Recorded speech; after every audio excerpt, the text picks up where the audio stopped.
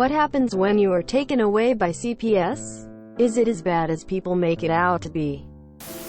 Upvoted for visibility. I don't know the answer, but just know that things will be okay eventually. First of all, I'm so sorry you're going through this.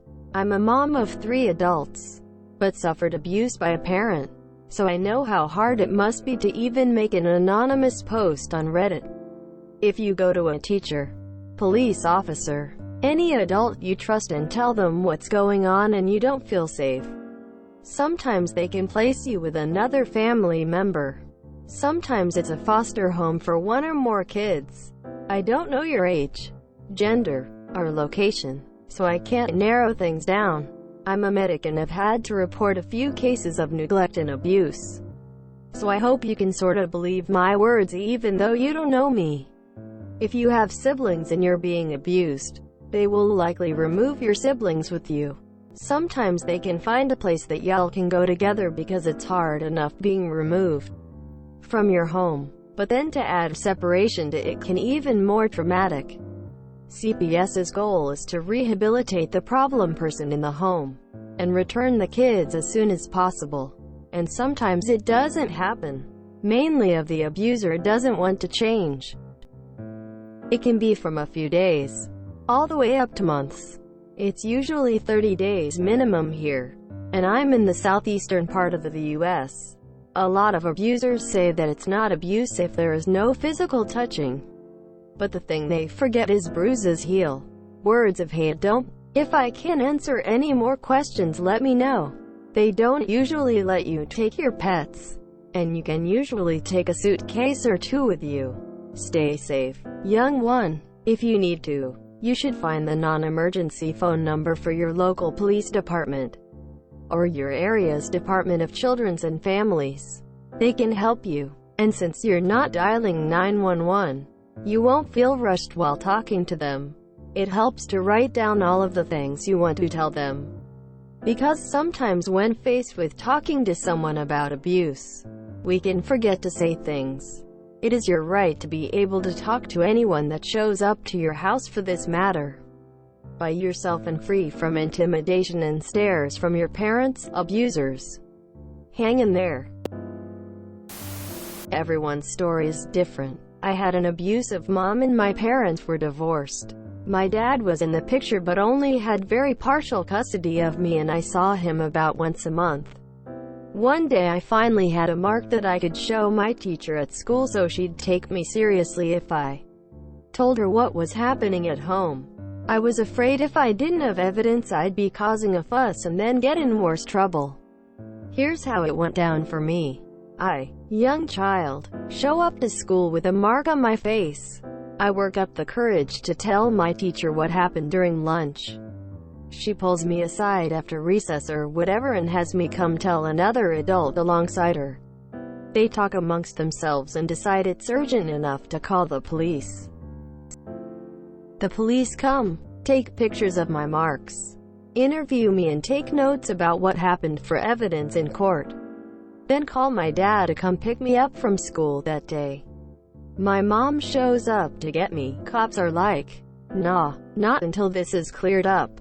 My dad takes me for the day, but then eventually I have to go back to my mom's because there hasn't been a court case yet to prove anything. My dad hires a lawyer to help fight for custody. His side of the family shells out $10,000 plus in legal fees.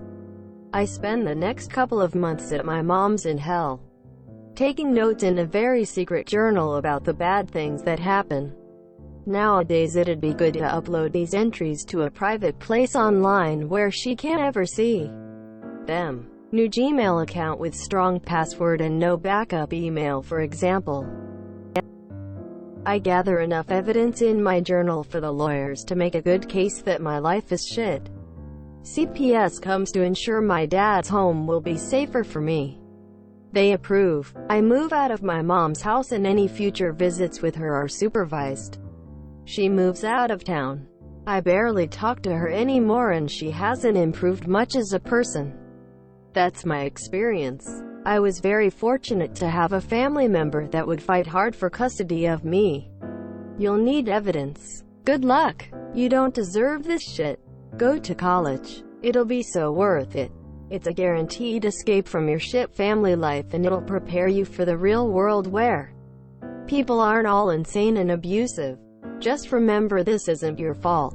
What you're experiencing is real. Don't let anyone try to tell you you're overreacting, too sensitive. If you can't get out now, get out during college. Find friends with healthy families that can help nurture and support you. Exercise. Eat fruits and veggies. Play and have fun while you're still a kid. Whenever you can. You are going to be wiser and stronger from all this, and you will get through this. Peace and love to you, sweet human. I'm so sorry you're going through this. You are so brave to seek help. Please never stop until you get the help that you need. I provided foster care before my biological children were born, so can answer your questions a little bit. Exactly what will happen will likely vary a bit depending on your age and location, and your exact situation. Unless you're in immediate physical danger, it's unlikely that you'll be removed suddenly from your home without warning. They may prefer to spend time trying to find a friend or family member you could stay with. They also may spend some time trying to help your family first, and may hopefully provide some therapy for you all. If you do need to go into foster care, unfortunately, you can't usually take pets. You can definitely ask, though. If your siblings are removed too, they will likely try to keep you all together. But that often depends on what homes are available. It is unlikely that your parents will be told where you are. You'll likely have time to gather your belongings. A lot of foster children turn up their foster home with black rubbish bags filled with their belongings, though more and more charities are being started up to provide suitcases, etc. Assuming you're a teenager. If there are other children in the home, they'll likely be teenagers and older children too. I have heard the horror stories everyone else has too. But all of the foster parents I have actually met myself who taken teenagers have all been lovely. You may find some huge differences in rules and the way the household is run, which may take some time to adjust to. Most foster parents, for the first night, go out of their way to help the child or young person feel as comfortable and at home as possible. We always had something like pizza or hot dogs for dinner, and then just let them settle in their room and had a movie on for if they wanted to join us. Foster parents typically understand the massive upheaval their foster child has just been through, and the feelings of fear and sadness that they likely have, and they give a lot of space for that. Do you have any adults in your life that you trust? A certain teacher, family member, or friend's parent? Please reach out to them for help as well. And yes, darling, there is a good chance things will get better for you. I am so sorry you're going through this. I work with safeguarding children. I assume you're in the US because you call them CPS. In the UK it's called social services. To answer your question, it would depend on how high the risk is to the child. The living situation would be assessed, and the parents and anyone who lives with you would be assessed too. I will tell you hand on heart that some of the very best people I know are foster carers. They do an incredible job supporting children, and CPS will never break up a family unless there is significant risk or if something bad has happened. It's always a last resort, but they will really listen to the child if they're telling them they're in a bad situation. The first priority, if the decision has been made that a child needs to be removed for their own safety, is that they're hopefully placed with a family member. And if that's not possible, then foster care would be an option. But first, CPS would work out a plan with the parents to support a better living space. They may require the parents take classes or have counseling sessions, but they would be heavily monitored during this time. It depends entirely on what's happening at home. My best advice to you would be to speak to a teacher or maybe your head teacher you feel comfortable talking to. Ask it first if you can speak in confidence and ask questions. Most staff members at schools now have safeguarding training and they will help.